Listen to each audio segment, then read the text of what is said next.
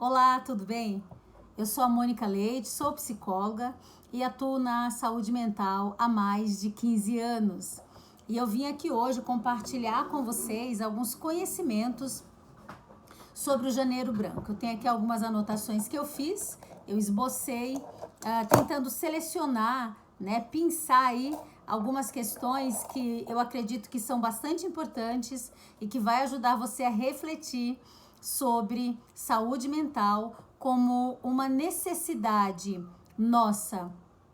Nós cuidamos do nosso corpo, cuidamos da nossa aparência, cuidamos da nossa carreira, cuidamos das nossas relações e tudo isso é importante. Mas tudo isso sem o cuidado com a nossa saúde mental não vai ter significativo, não vai fazer sentido na nossa existência.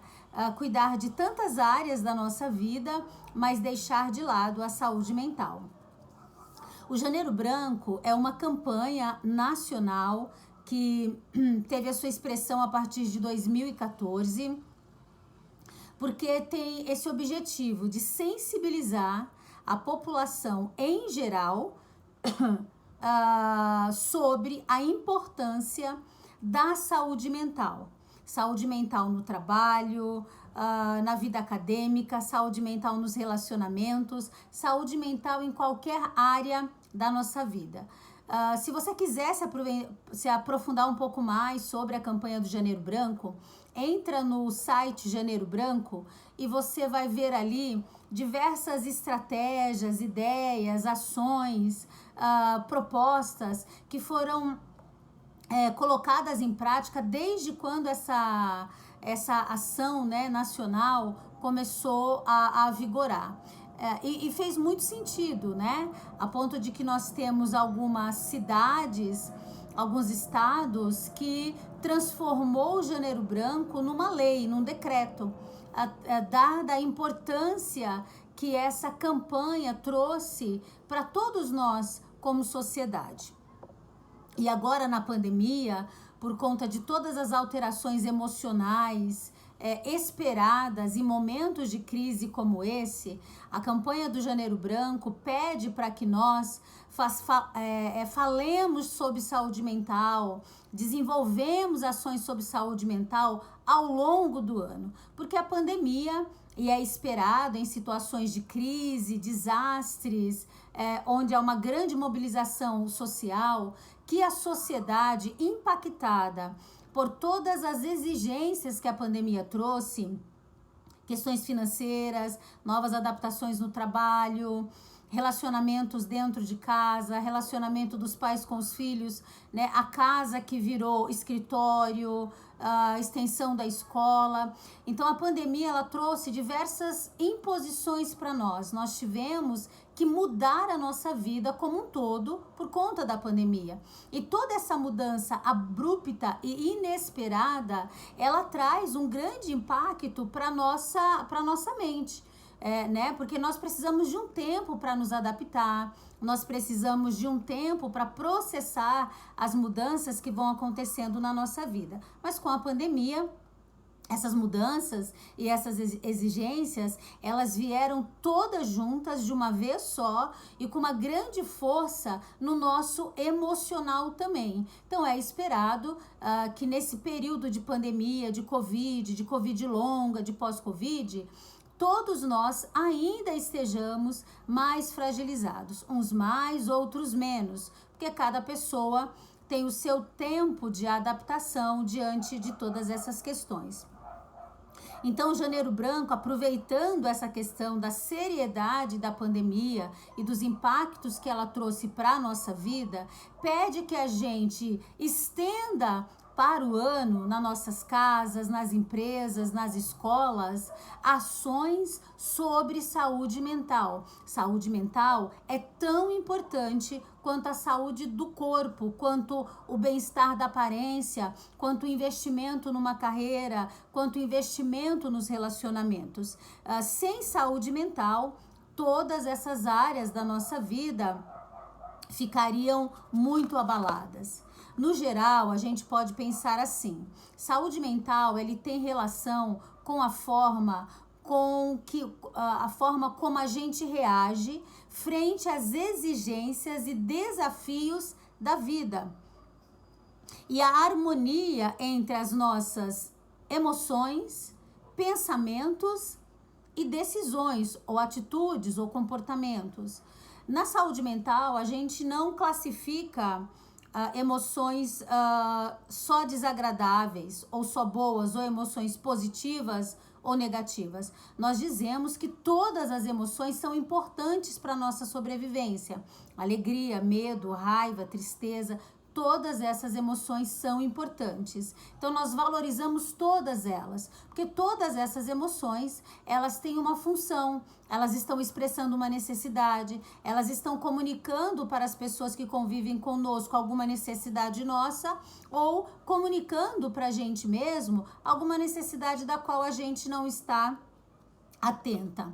No geral, a Organização Mundial de Saúde diz que a saúde mental é o bem-estar no qual as pessoas desenvolvem habilidades pessoais para lidar com os diversos estressores e desafios da vida, acadêmica, social, relacionamentos, né? De modo que ela viva de forma produtiva, traga contribuições para a sua comunidade e saiba lidar com esses desafios, né? Então, saúde mental tem a ver com resiliência, empatia, autocuidado, e essa vida dinâmica com que a gente vive, ela pode ser geradora de saúde ou doença mental, mas também depende de como nós estamos encarando esses desafios. Há vários fatores que influenciam na nossa saúde mental, mas um fator importante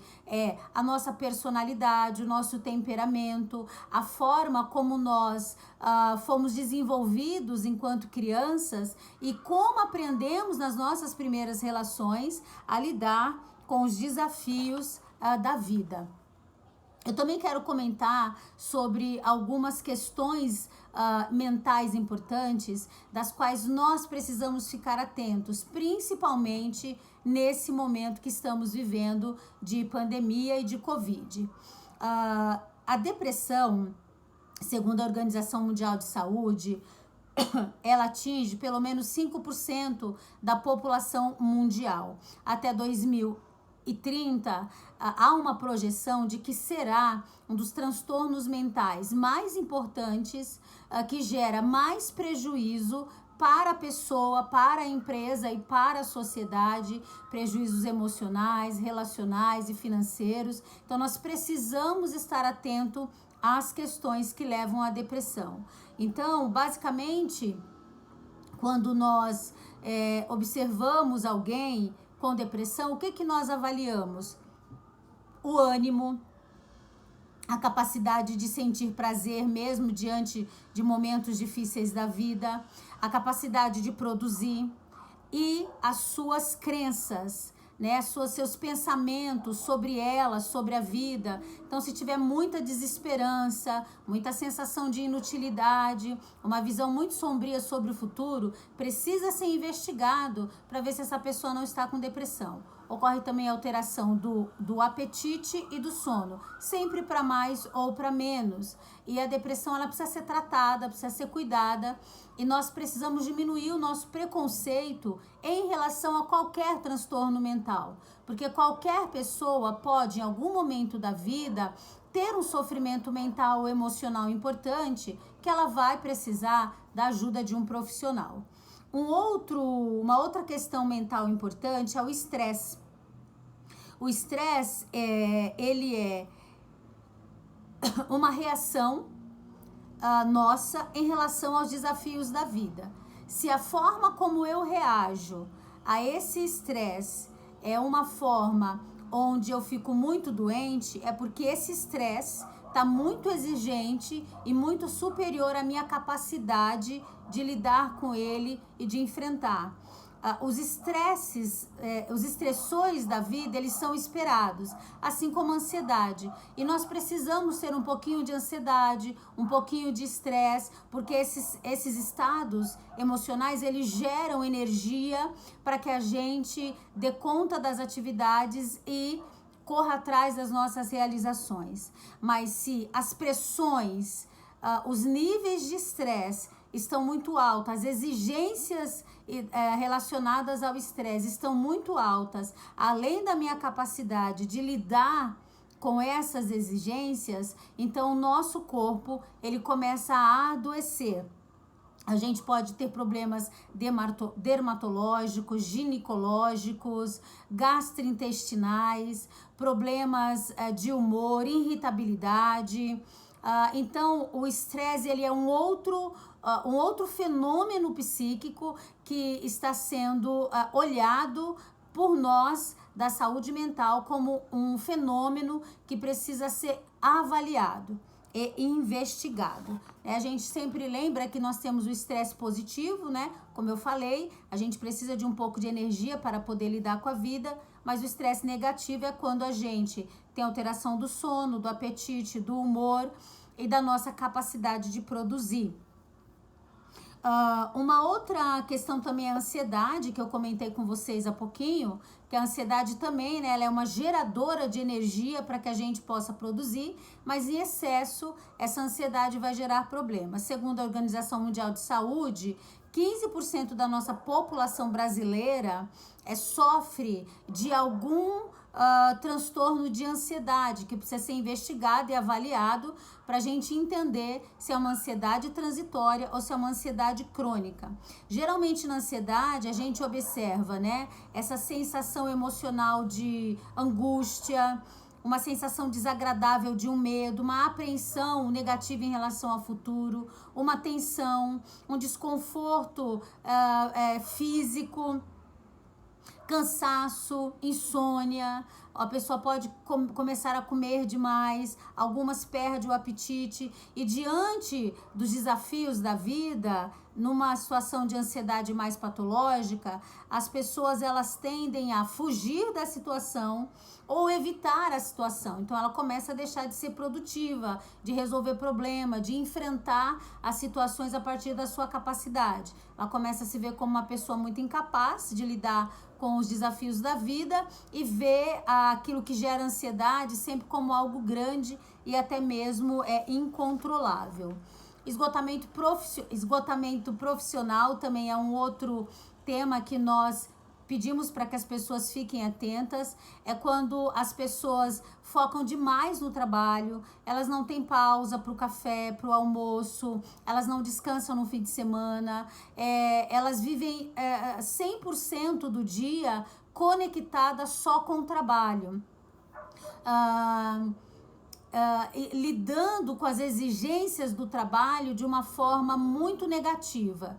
Então, o esgotamento profissional vem dessas pressões relacionadas ao trabalho e que às vezes o trabalhador ele se envolve profundamente com essas pressões e ele passa a não se cuidar. Então não tem descanso, não tem uma boa alimentação, não faz uma atividade física, não se desconecta do trabalho quando está em outros momentos da sua vida, como lazer, família, espiritualidade. Então, o esgotamento profissional, muito conhecido como a síndrome de burnout, ele também precisa ser olhado, investigado. Então, quando a gente olha sinais de depressão, sinais de ansiedade, esgotamento, quando a pessoa começa a não acreditar mais na sua própria capacidade de produzir, fica extremamente queixosa de todas as questões da vida, não consegue encontrar soluções para nada. Então é necessário uma investigação, uma avaliação psicológica para que a gente possa entender o que está acontecendo. Um outro ponto importante, principalmente no momento que a gente está vivendo e muito ligado à saúde mental, que nós pedimos para que as pessoas fiquem atentas, é em relação ao suicídio. Saúde mental no geral, há muito preconceito em relação a isso, por isso que o Janeiro Branco e outras ações em saúde mental vêm trabalhando sobre diminuir o preconceito e colocar a saúde mental no mesmo nível de importância que a nossa saúde física. Se eu não tenho vergonha de ir ao dentista, se eu não tenho vergonha de ir no clínico geral, no ginecologista, por que teríamos vergonha de ir a um psicólogo e a um psiquiatra?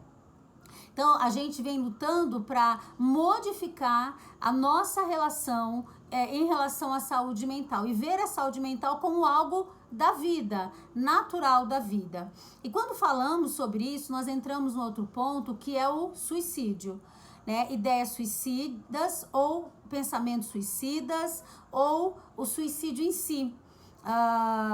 Ele é um fenômeno complexo, multifatorial, pode afetar as pessoas de várias origens, classes sociais, gêneros, orientação sexual. Segundo a Organização Mundial de Saúde, mais ou menos 800 mil pessoas por ano se matam. São muitas pessoas tirando a sua própria vida e é possível intervir nessa questão, né? E como que a gente faz isso? É necessário a gente falar sobre suicídio, é necessário a gente aprender a ouvir as pessoas que têm pensamentos ou ideias suicidas ou já tentaram se suicidar e aprender a fazer uma escuta sem julgamento para que essa pessoa se sinta acolhida e a gente possa ajudá-la a compreender aquele sofrimento. Geralmente uma pessoa que tem ideias, pensamentos suicidas ou já tentou suicídio, na verdade ela não quer morrer, ela quer se livrar daquele sofrimento, ela criou crenças muito sombrias sobre o sofrimento, ela realmente acredita que não tem soluções para o sofrimento dela e que talvez morrer seja a solução. Então nós precisamos, ao nos deparar com pessoas nessas situações, primeiro não julgá-las, pelo fato delas passarem por essa experiência de lidar com a sua dor, ouvir, né? Por que você está pensando assim? Há quanto tempo você está pensando assim? Você já tentou algo contra a sua vida, né? Por que você acredita que esse é o único caminho para resolver o problema, né? Ou às vezes só ouvir o que essa pessoa tem a dizer e sugerir para essas pessoas, olha, é possível lidar com esse fenômeno emocional sombrio através de uma avaliação psicológica, uma avaliação psiquiátrica. Hoje a saúde mental está bastante avançada, com diversos recursos para ajudar as pessoas a enfrentar os mais diversos problemas que a gente possa imaginar que existe, porque a saúde mental ela tem essa questão, ela trabalha a favor da pessoa, da saúde da mente, da saúde dos relacionamentos. Então, nós precisamos também olhar para as questões do suicídio e ajudar essas pessoas a enfrentar. Um outro fenômeno também que aconteceu muito nesse período que a gente está vivendo e que faz parte da saúde mental é a questão do aumento do consumo de álcool, cigarro e outras drogas. Outro tema também delicado, às vezes para se tratar na casa, na igreja, na comunidade, no trabalho, também por conta do preconceito. Então as pessoas que começaram a beber demais, que começaram a usar maconha, cocaína, outras substâncias mais pesadas para lidar com a sua dor, com o seu sofrimento, elas também precisam ser compreendidas, elas também precisam ser ouvidas, acolhidas e encaminhadas para um tratamento adequado, né? Então, quando nós informamos de